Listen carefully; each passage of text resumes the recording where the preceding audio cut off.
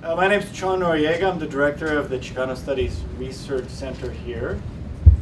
And I want to thank you for coming out to our most recent exhibition opening featuring the work of Ramiro Gomez. And I'm not going to say too much, except that it's a pleasure to have got to know him, for the library here to archive digital documentation of his work, and to have this exhibition, some of which I hope to come away with and have in my home soon or anything. I know. I did pledge on one work on Facebook, and we haven't quite closed the deal yet, largely through both of us being too busy. If you don't know Ramiro, you've probably become aware of his work, which has received quite a bit of media attention in the last year or two. And it's fascinating work that follows a nice tradition within the Chicano community, but also in other communities, of engaging the public space, and doing so through works that do not necessarily then end up in a gallery. If you think of a political artist like Robbie Connell, you see his work all over Los Angeles, and at the end of the day, these are posters. There are going to be other posters that can then be sold or shown in a gallery context. There's nothing wrong with that. It's a particular form of political art. In the case of Ramiro, following a precedent set in the 70s by a group like OSCO, in the early 90s with Slanguage, there is an emphasis on things that are ephemeral, that are not meant to last, but are meant to occupy a public space for a moment as a way of reframing people's thinking about that space. And obviously in Los Angeles, that involves joining the clamor for your attention as you drive through the streets, as there are billboards, as one house on the west side is more ostentatious than the next. And to somehow get somebody to say, oh, look at what I just saw here, and to begin thinking about what that means. One of the things about Los Angeles that we don't really recognize is there's a very large population of people that use public transportation. There's several 100,000 people who every day use public transportation to get from one place to another. A large portion of them are workers coming from the east side to work in places like Beverly Hills. So with Ramiro's work of cardboard cutouts that you can see around Beverly Hills that are drawing attention to the labor there, whether it's gardeners, maids, or like Ramiro himself, a nanny, you don't see them. They are not part of what you are able to see that reinforces your image of what Beverly Hills means. But a piece like some of his work that you've seen, for example, just outside, will suddenly draw attention to something you have not been seeing, that in fact, in some ways you've been conditioned not to see. And it's something that will be temporary. It will last as long as the environment allows, or until somebody comes and removes it. We were hoping to have some pieces shown throughout the campus here, but we're good citizens, and we proceeded to go through all of the kind of policy hoops and try to find out what permissions were needed. And this is something I've done at other universities, and it's quite a complicated process. A space out here you'll find is under the jurisdiction of about a half a dozen different departments, none of whom are talking to each other. So we have failed, but fortunately the facilities department has come here and is parked out front and is visiting the center, showing their endorsement that while they were not able to approve the display of an artwork, they are here to show their solidarity with us. Ramiro and I were talking about maybe carving out the space for the window so that we could put a stool behind it. You could sit there and kind of look out and have your friends take photographs of you sitting in a facilities truck. The work here today builds out of the archival collection, and it also showcases the range of work that Ramiro's done. Of course, for artists that are doing ephemeral work, that are doing installation work in public spaces, documentation such as this is really the only recourse in terms of being able to have a sustained or ongoing impact. You see other works here that are done on board or cardboard that show his engagement, for example, with contemporary art like David Hockney in terms of swimming pools. And again, I think what's amazing about this work is that the allusions to contemporary artists are quite clear, and yet the making visible of something that is just simply not there in this work or in the art world becomes equally clear. I've really been intrigued by the work he does in magazines, especially since I get a lot of these magazines. I don't always subscribe to them, but they seem to know what area code I live in. And you'll get these magazines where there'll be just a beautiful display for a $30,000 stove in an equally resplendent kitchen. And what Ramiro's done is shown the worker who's most likely going to be using that stove, but is very consciously left out of that image. That is not part of how you sell $30,000 worth of equipment to somebody. And I think drawing that out is fascinating, and it's part of a kind of make-do aesthetic that has been a hallmark of most social movements. And while Ramiro is in many ways a free agent, he's tied to larger social issues and is using a lot of those techniques in order to really kind of shake up somebody's way of looking at things.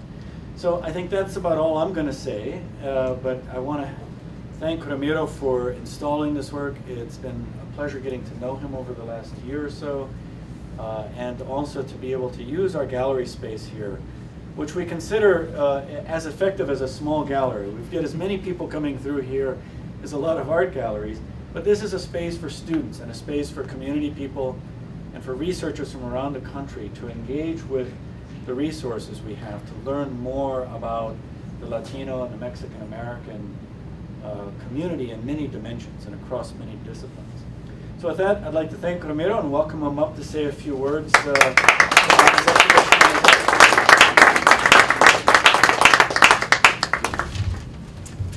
Thank you, Chon, for those amazing words. It definitely was a hard thing to do, the cardboard piece that's right outside. My original intention was definitely to bring them all over campus, but that was not necessarily what was able to be done. And taking all that into consideration, I did that with a little tongue-in-cheek to facilities management. Before I start, by the way, I definitely want to send my thank yous, deep thank yous, to a few special people. I would love to thank the staff here at the center, especially Rebecca, Chon, Michael, and Lisette, all of whom gave me this wonderful opportunity to stand here in front of you and speak about this work, show it to people in an environment that I wanted to showcase it in. My work is not necessarily something that's going to be easily accessible to a lot of the galleries here. The monetizing of it all is going to be very difficult for me to figure out. But that's not what it's about. It's about showcasing it in a space that, like this space provides, will be given to somebody coming in here and studying, and perhaps may or may not have a direct, influence in their life working in the very jobs that I'm portraying. I know a few faces here that have come up to me and have told me, their parents are doing these kinds of jobs, and it means a lot to them to see this piece and these pieces directly talking about what it is that their parents are doing, such as mine. My parents are immigrants from Mexico, and they are working in very tough jobs, physically demanding jobs. My mom is a janitor, and my dad is a truck driver. And it's hard to sometimes look back at that and think of all those many days and nights that they would come home at 11 o'clock at night and try to, make some effort to help me out with homework. The 2 + 2, when I'm a first grader, is not very easy to sit through when it's a whole worksheet of them to do at midnight when they were coming home. A lot of people share that experience. I can see some of my wonderful friends and family members here that can share in that experience, but at the same time, those of you that I don't know that can share in that same experience of somebody working a very tough job and coming home and still showing that effort to take care of their own kids. I will continue my thank yous, by the way, to express my deep gratitude to a very special person in my life who's here, my partner David Feldman, who I could not do this project without. David, for as long as I've known him now, almost 7 years, has always believed in my work. Even before I actually saw what I was doing as art, he would, congratulate me on a nice new piece, tell me his honest opinion on what it was that I just portrayed. And that oftentimes is not easy for me to take. I mean, as an artist, sometimes I get annoyed by somebody else's interpretation of my work or ideas of where I should take it. But David, as patient as he is and as loving and as supportive as he is, never ever stopped believing in me. And I stand here with this work in this library because of him directly. So thank you so much, Hannah. I love you with all my heart. With that said, David also photographed a lot of my pieces. These 3 photographs here to the right were taken by him. They're installations that I did in this area. One was taken right on Beverly Glen Boulevard, not too far from here. A leaf blower that was a series of cardboard cutouts along Beverly Glen that got a lot of exposure in the area because of the high traffic location. The other 2 were from a show at West Hollywood, sponsored show at the library in West Hollywood. It's called Install WeHo, and I put together some cardboard cutouts there to directly address an area that I worked in. I work in that same library as a babysitter, working for different kids now, but when I first started was for these twins, who I will start talking about and let you know where this process came from. In 2009, I took a job as a live-in nanny for a family in the Hollywood Hills. For 5 days a week, sometimes 6, if I was needed on a Saturday, I was responsible for the care of the family's 6-month-old twins. Initially, the stability of the job provided respite in an otherwise tumultuous year.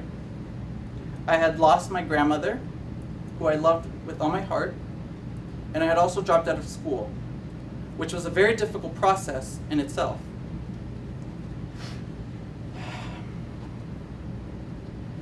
I was in constant transition, and nothing felt permanent.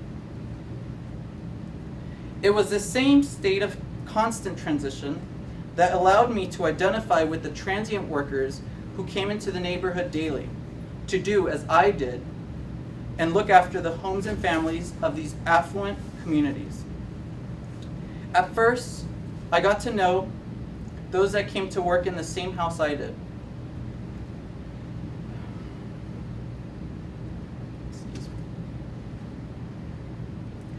Candelario the gardener, who would be there every Monday morning, Delia the housekeeper, who would arrive every other Thursday morning. Their schedules synced with mine for a very brief period. I grew to expect their presence on these days. For the 2 years I worked in the house, Candelario remained constant. Delia stopped appearing 5 months after I started my job, replaced by 2 lovely housekeepers named Ana and Leticia. It was this seemingly easy replacement of a housekeeper that catalyzed my observations and initiated my artistic focus.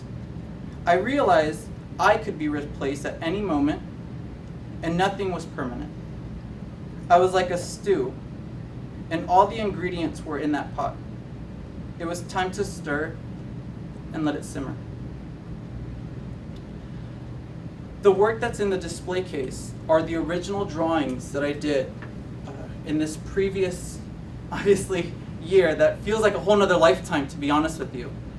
In 2009, again, working in these environments, I was observing, but not only was I observing, I was trying to understand what all of that meant.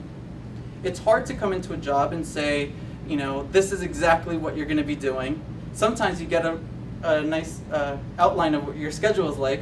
Others, it's not so easy, and I had to come up with that same schedule, giving the twins my own routine and giving that family some stability and order. I wasn't just a nanny, I was essentially a family organizer, And that was a lot of responsibility. I didn't know necessarily what to do about all of those complex thoughts, but I did know that I can draw and paint. And at first they were very secretive.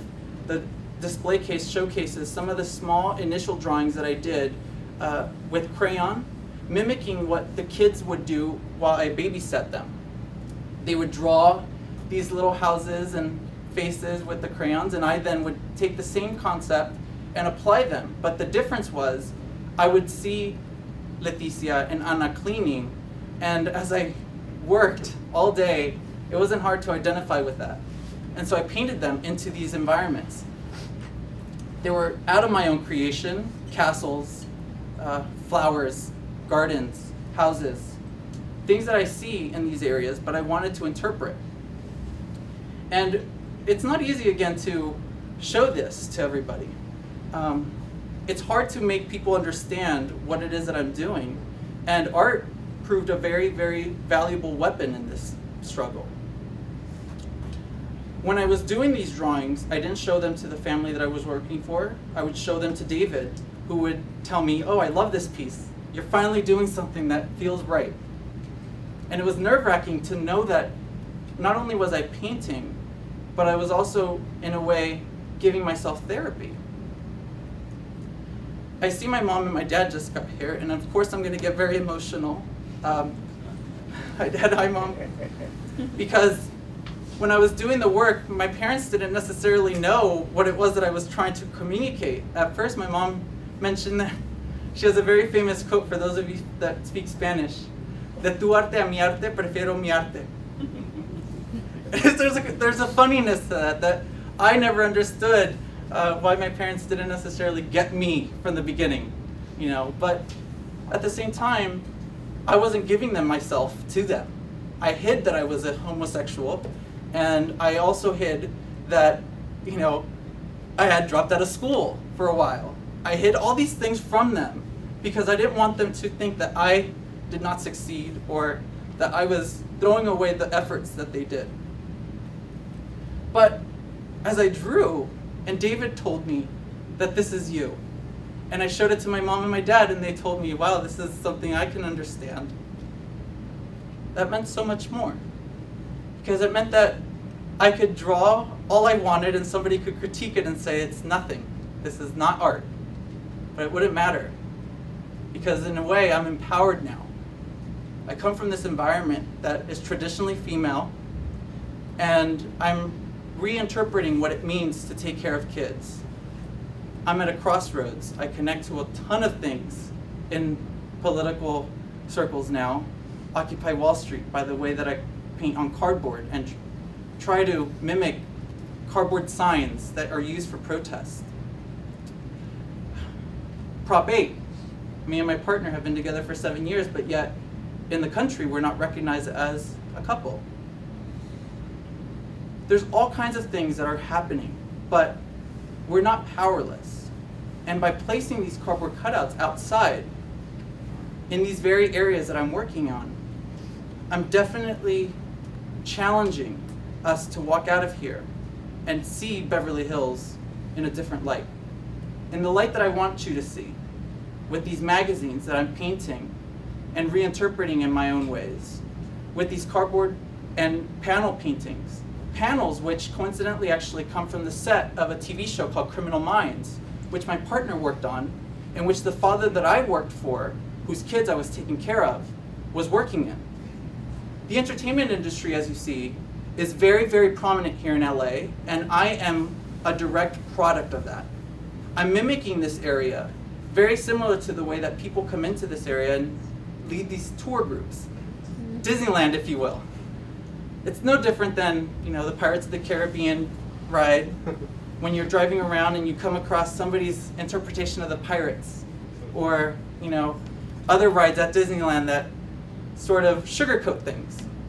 But when you come into these areas, if you're searching for celebrities, more often you won't see them. The people you see are those workers in front of those hedges, people that you don't necessarily know, and I'm translating it by not painting their faces. I can't say that I know them.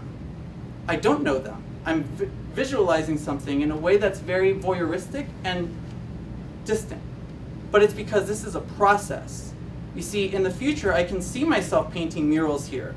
I can see myself taking the wonderful traditions of the Chicano art movement on the east side and moving them here into these very areas that say, these are not your houses.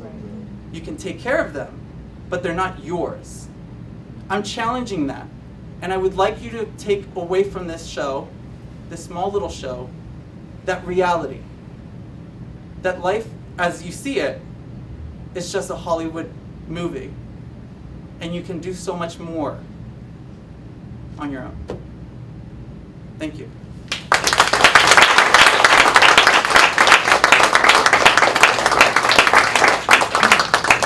I don't know if I could take some questions. Yeah, I think that would be great. I definitely can take some questions. I would love to hear your opinions, thoughts. I mean, I didn't even get into all the media coverage because that's not the point for me. The point for me is to share this small little show with amazing people that I really am appreciative that took the time to come out from Fullerton, Anaheim, San Bernardino, from my partner has probably to go back to work on that TV show that's ordering him around, right?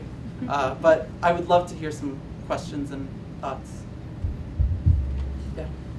So you said that, that you talked about a little bit about how the first few drawings were inspired. When did it hit you that this was really going to be an extended project that you were going to, continue working on? And how did you decide on the different mediums that you use? It's a good question. I think that based on all the pieces that I've been doing, in retrospect, I can't identify an exact moment when I said, this is something I'm going to take and expand on. I just did it. I can tell you that there's moments that I can see back in my history that have led to this process. My mom and my dad can testify. I've always been working on my art for as long as I've been doing. When I was very young, I used to mimic animals, and I used to articulate Discovery Channel videos to them, and I used to mimic them and personify them. I used to make their sounds. They could ask me, hijo, ¿cómo lo hace el ñu?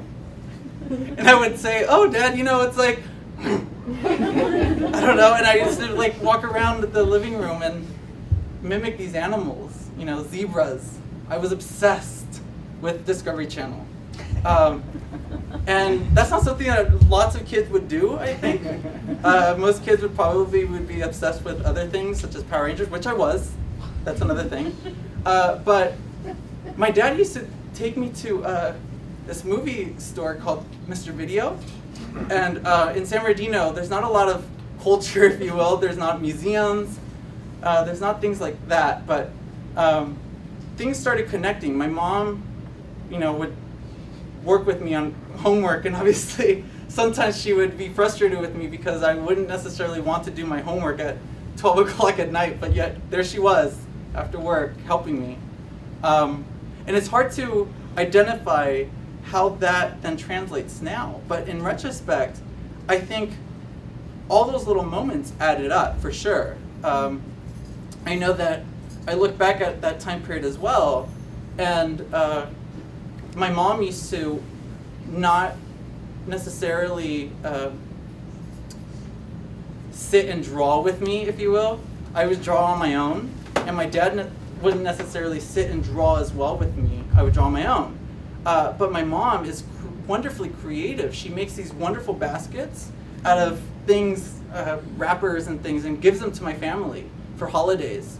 My dad cuts things out of wood.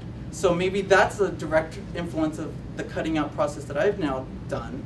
And then also other things. As I grew and would draw, a lot of times we didn't have a lot of money to go to schools, like private classes, if you will. I did soccer, I played soccer, so that was a big focus.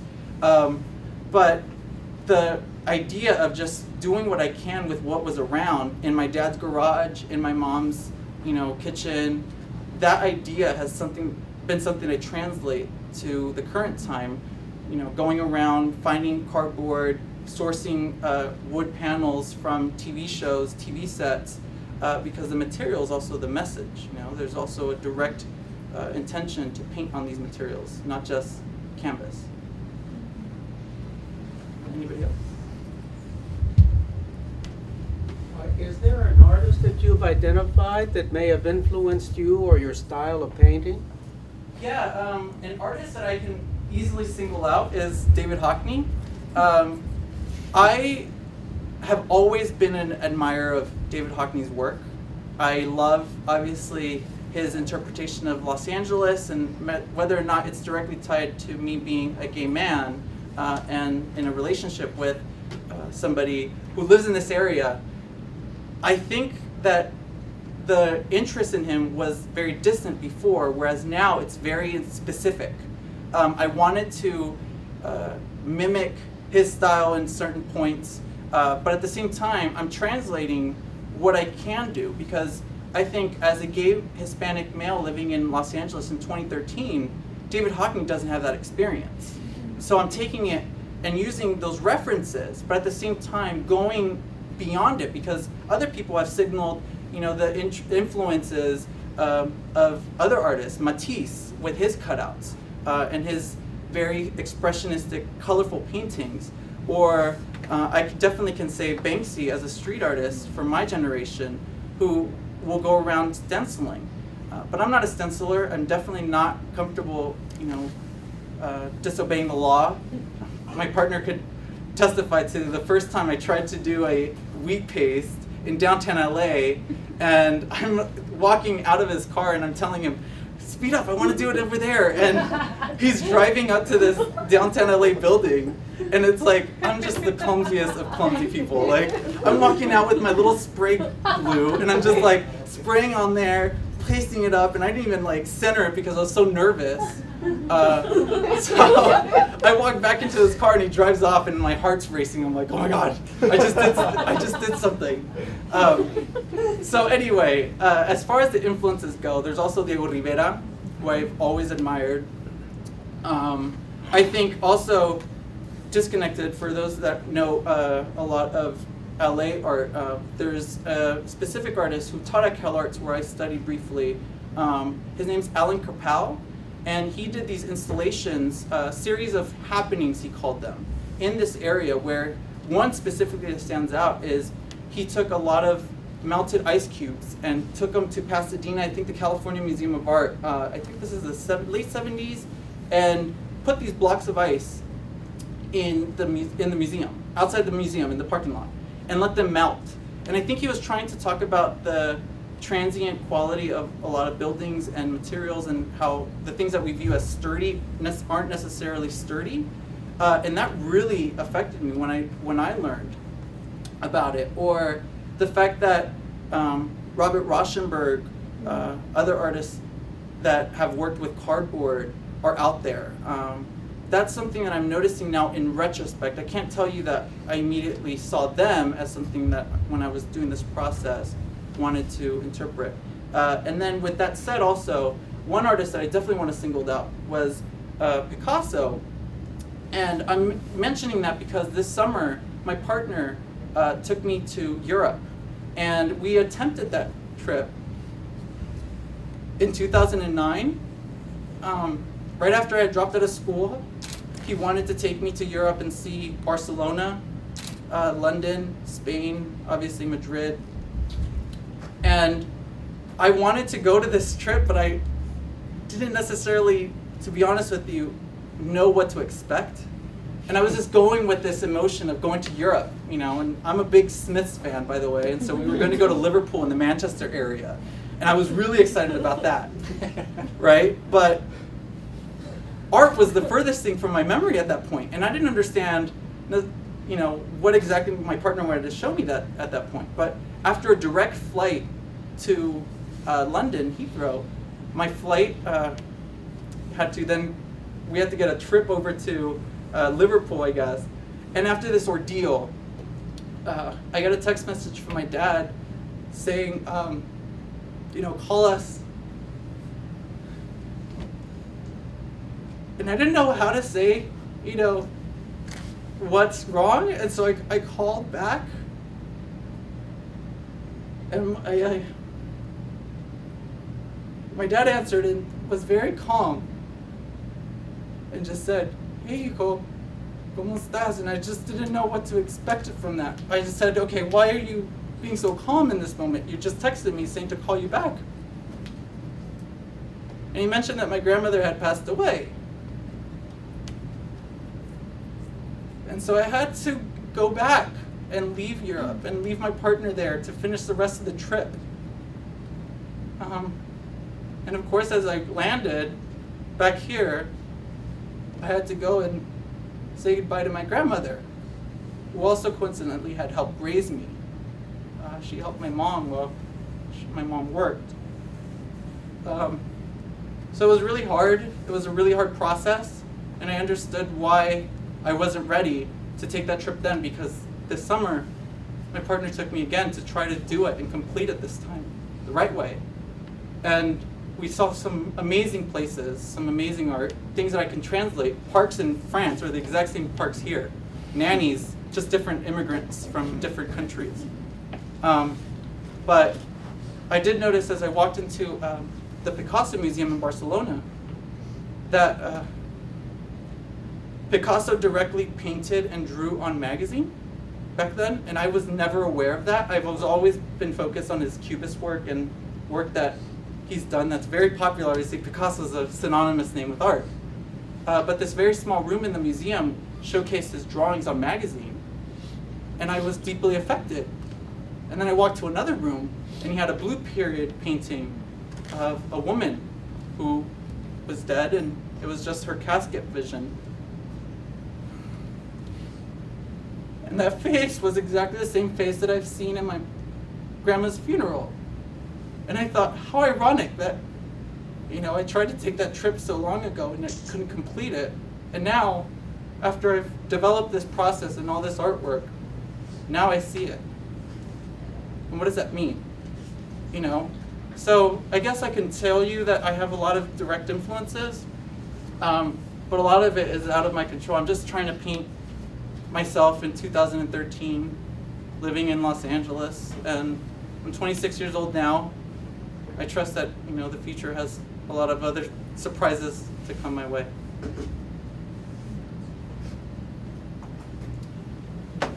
Any other questions? I just want to say thank you for your work. It's really, really inspirational to me and my girlfriend as well, I know for sure. I wanted to ask you, seeing as you work with children, if there's any, like, you incorporating your work with children, have you thought about that far, or are you just focusing on certain upper class areas, I don't know, like children books or something? Have you thought about that, or is I have thought about it. It's interesting you said that. At one point, especially after I dropped out of school, I was considering briefly being a children's book illustrator.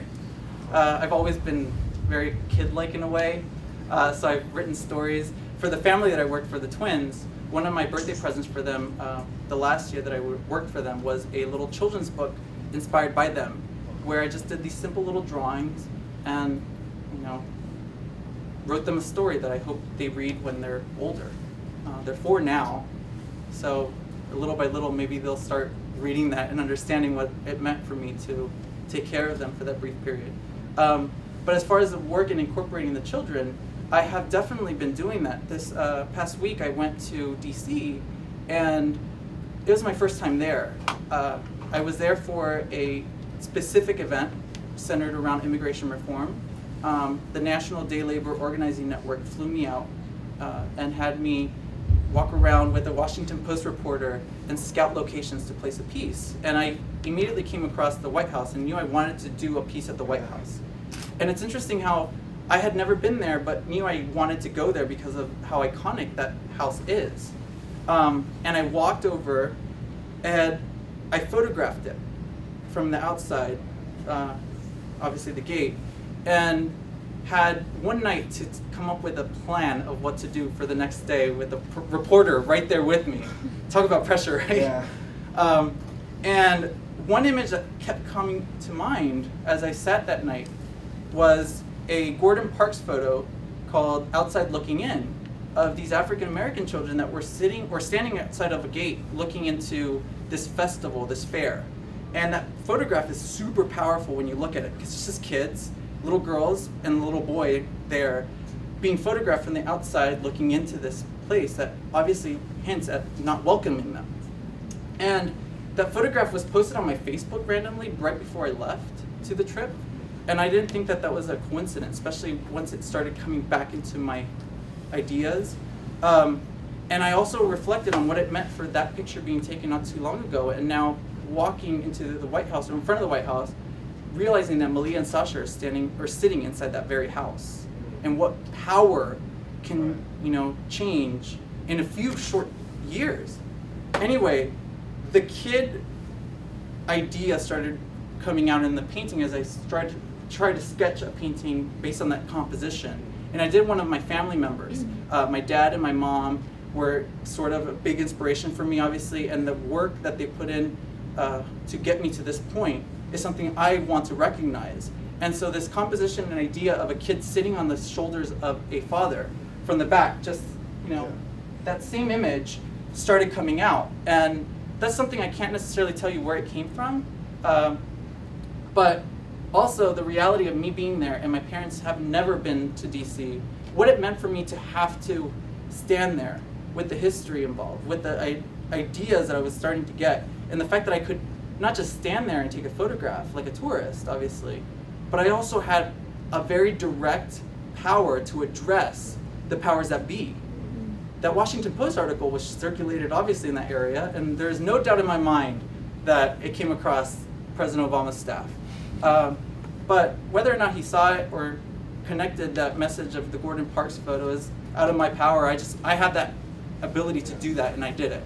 And those kids are a very specific process. I'm noticing as I'm painting, I don't always want to capture the worker, because I think people are much more than their job. I think people need to be humanized and respected for who they are, not necessarily what they do. And that image in front of the White House, coincidentally, doesn't have any actual working materials. It's just a family in front of the house. And the kid is important, the two kids, because there's also a daughter image that was next to the father and between the mother and the father. That kid influence is also very important to be able to unite and connect to other people who may not necessarily see the workers that I portray here and think of the same way. But right outside with the facilities management, that translates and stretches what the ideas are. It's not necessarily undocumented people that I'm capturing. Then also with the kid idea, working for this family, I see their TV shows. The dad works in the entertainment industry. I see that kids also are the powers for the next generation. So if I can translate some things to them, when I install these pieces, I've installed them at the playground where I started working. And I noticed that the kids interact. There's a photograph back there of kids that are essentially, I know all three of them. There are other parents right off the side. The LA Times was doing an article with me when I photographed this. And those three kids were interacting and punching at first, and then they started dancing in front of it. I don't know why. And kids are honest. They're going to react to my cardboard pieces in public in very real ways that maybe adults don't necessarily want to or feel comfortable revealing. So that idea and the kids are very important. When I do the pieces, I'm respectful of all kinds of people, obviously, and I'm basically trying to liven up the place and the area and make it a little bit more accessible and artistic, interrupt these little moments. And just like I said, David Hockney has the power of painting an image that reflects LA. I also have the power of reflecting an image that reflects the LA the way I see it. So, kids, like I said, are very important. I hope to explore that much more. Any other questions? How do you see your art evolving? Like, what's the next step? See, the next step, I really understand that there is a cinematic quality to it. I briefly spoke at UC San Diego recently, and a student came out, and I had never met her. And while I was there, she came up to me and said, hey, me and a few other students came up with this project, and we made this film. We wanted to translate the ideas of your work into a film. And so they, I guess, got a couple of actors to play these roles of people taking buses to work. Down in San Diego, I guess La Jolla is a very prominent area for people to go into these rich houses. Mitt Romney lives down there, so that tells you exactly what kind of crowd that is. And she came up to me and told me, you know, I painted these pieces up here, and they're by no means, you know, your style, but she said she took it and then painted the interpretations of the people that were in this movie, and then had them sitting in this movie still, or in the actual movie, with their cardboard cutouts inside the bus. And I think they did it guerrilla style, where they just sat in the bus and filmed that. And she said that people were looking at them weird, like, why is somebody just sitting there with these cardboard cutouts in front of them? And then she obviously got out of the bus and did other filming thing. But the idea of using the cardboard cutouts sort of like to tell a story has obviously been in place. I would love to, my partner is a wonderful director as well, and I would love to explore those ideas more, maybe work into film, imagery. Obviously kids shows might be something to explore. Dora the Explorer is, you know, a very famous one, but not everybody connects to Dora the Explorers. And then at the same time, I think the idea of taking it into a cinematic quality is something I'm trying to explore. So I will take it those routes, but continue with the paintings, continue with the cardboard cutouts, regardless of, I think, as long as I'm doing this and living here, that's going to be a big part, and hopefully making murals here in the future. So, yeah. You mentioned the National Day Laborers event in DC. Are you also connected to the National Domestic Workers Alliance and the work to get more rights for domestic workers here? It's funny you mentioned that, because I mean, I'm not necessarily part of these organizations. I mean, I'm independent. At the same time, the art that I'm doing is very much geared for me personally, and I try to go beyond just the political side of it, because I think if you limit it to just a political statement, it denies so much more. The artistic quality of it translates to so much, you know, to so many other people. So anyway, with regards to the domestic workers, it's funny how at the park I'm working in, a lot of the nannies that I'm working with love my work, and they immediately come up to me and they'll tell me things, you know, like, I'm working for this family and they're not treating me right, what can I do? And I'll talk to them, and I take responsibility in that. It's hard to organize because a lot of them have different schedules. I invited a lot of them to come here, and they all told me the exact same thing. I am babysitting till 6, you know?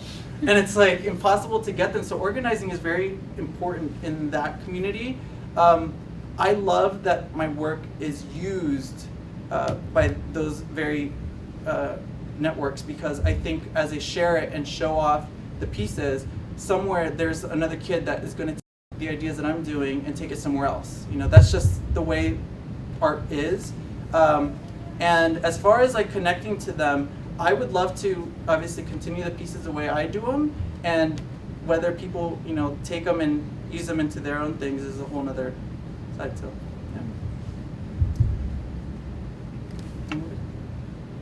yeah. Okay. Well, so I want to thank Ramiro again. Rebecca, are we able to open up our conference room for a little bit? That's all done. But I will say, for those of you that were in the conference room for the last few months, we've had the pleasure of having 2 guests with us. Normally the room is empty, but we've had Ramiro's father and sister visiting us. They've from an installation that he did here, I think before the new year, and we couldn't bring ourselves to let these works go, and so we've been very happy to have them there, and they've become kind of like permanent guests in our conference room when we have meetings. And maybe if Ramiro's father would sign one of them, we'd be even more pleased. But I want to thank you again, and certainly tell everyone you know to come here and see the work, and realize that this is a library, and they can talk to our librarian, who's in the back with her son, back there, our youngest worker, who actually spent his first half year of life in this room, I think. So, but thank you, and we'll be around a little bit. Certainly enjoy the exhibition, and thank you for coming out to see the show and Ramiro's work. Thank you, everyone.